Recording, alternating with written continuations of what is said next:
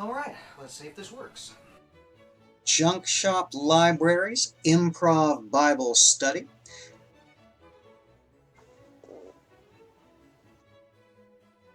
Are you ready for this?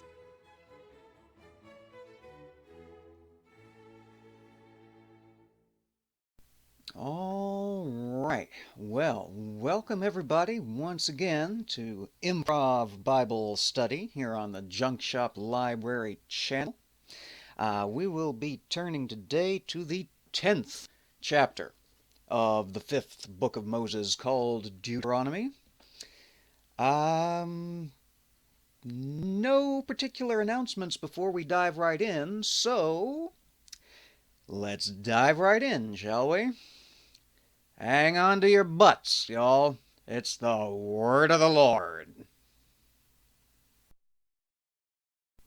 At that time the Lord said unto me, Hew thee 2 tables of stone like unto the first, and come up unto me into the mount, and make thee an ark of wood. And I will write on the tables the words that were in the first tables, which thou breakest, and thou shalt put them in the ark. And I made an ark of shittim wood, and hewed 2 tables of stone like unto the first, and went up into the mount, having the 2 tables in mine hand. And he wrote on the tables, according to the first writing, the 10 commandments, which the Lord spake unto you in the mount out of the midst of the fire in the day of the assembly, and the Lord gave them unto me.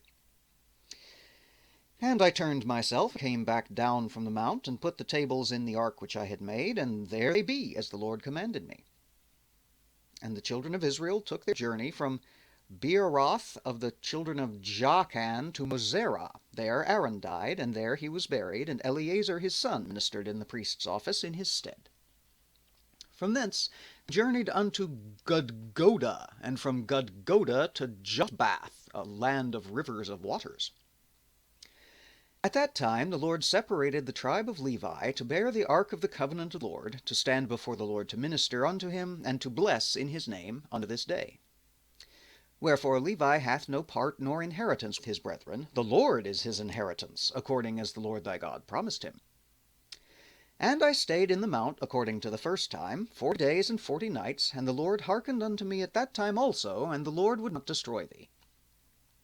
And the Lord said unto me, Arise, take thy journey before the people, that they may go in and possess the land, which I swear unto their fathers to give unto them.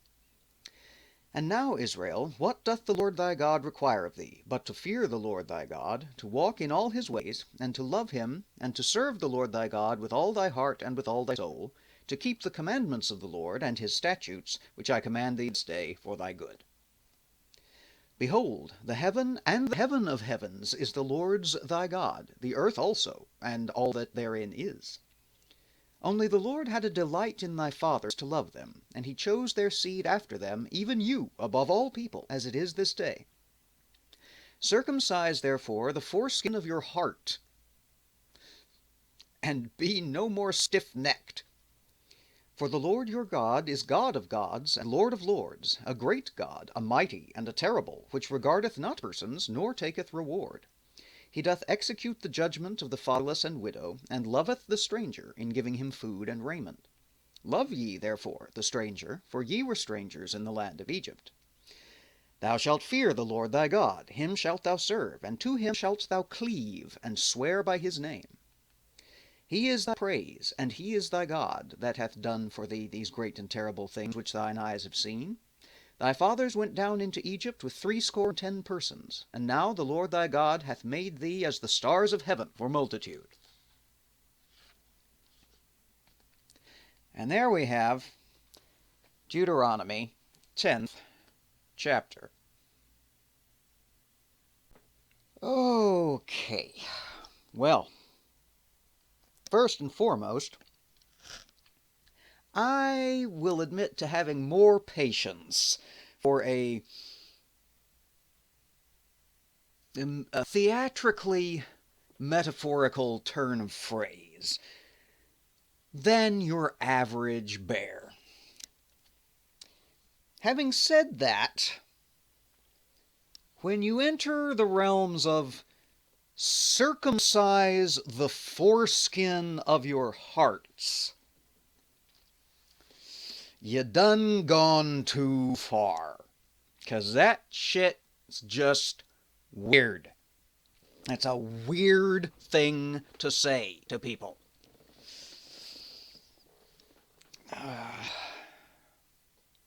Especially to the women folk among the congregation. But Moses not really renowned for his give a damn in the case of the women folk of the congregation, so he's just speaking to the men folk there. Say, hey, you remember that terrible trauma you suffered? Do that to your heart as well, in a metaphorical sense, so that you'll be worthy of all this love that this judgmental, vengeful, great, mighty, and terrible, invisible man up the magic mountain hath for thee.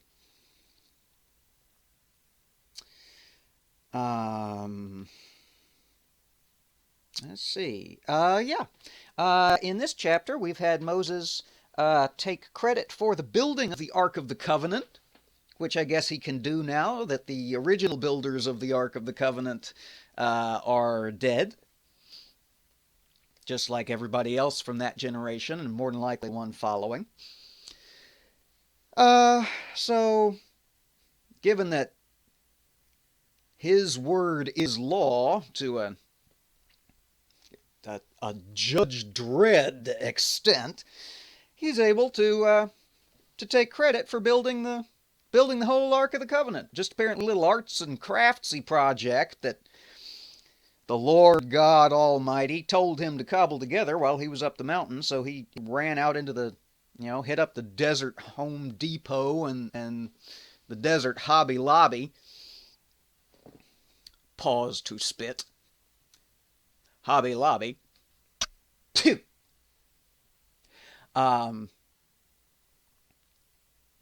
And cobbled together this ark of shittim wood that they still have to this day, and that he can take credit for because he's got his crazy homicidal priests there with him who have, as we've observed before, made known a tendency to just go massacre anybody who disagrees with old man Moses. No reason to think they'd be slacking off in that department just because Moses has announced that if he ever shuts the hell up, he's going to go up the mountain to die. Imagine poor Joshua's starting to drum his fingers a little bit. He says, I'm supposed to be taking over this leadership of the chosen people so that we can go in rampaging and warlording. And we got to sit here and listen to old man Moses blather on and keep telling the same. Ooh, beg your pardon. Didn't mean for that to happen, but that's an appropriate enough place for a yawn. Man, Moses keep blathering on the same story he's been telling for the last, 2-3 generations or more. Shit.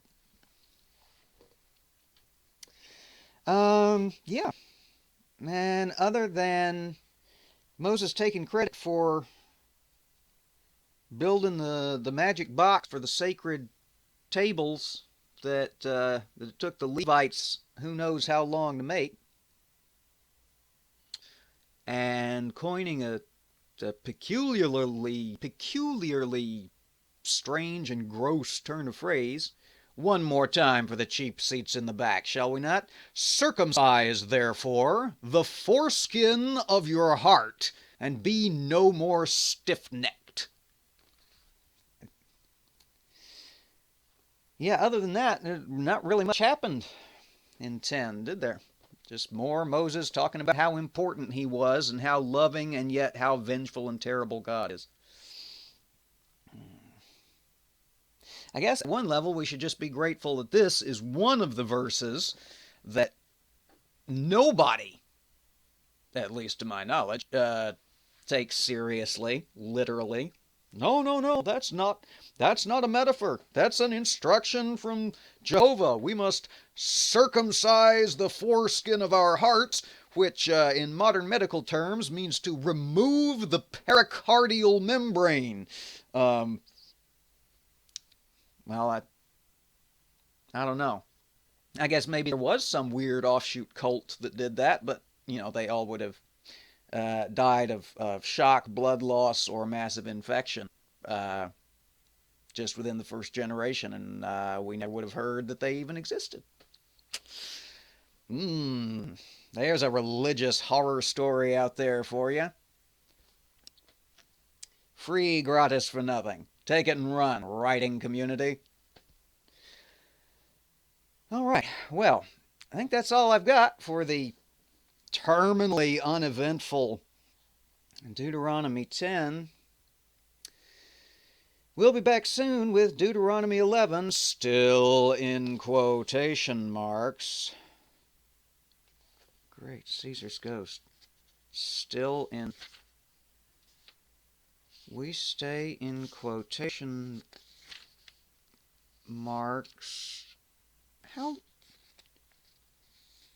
Jesus Christ, he's summing up Leviticus.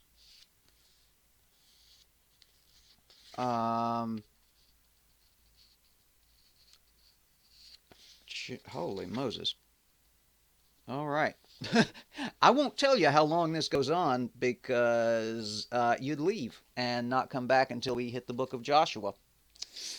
There's a hint buried in there, real subtle like. All right. Well, if you've not already poked the Pope to subscribe and join our merry band at this point, I would encourage you to do so.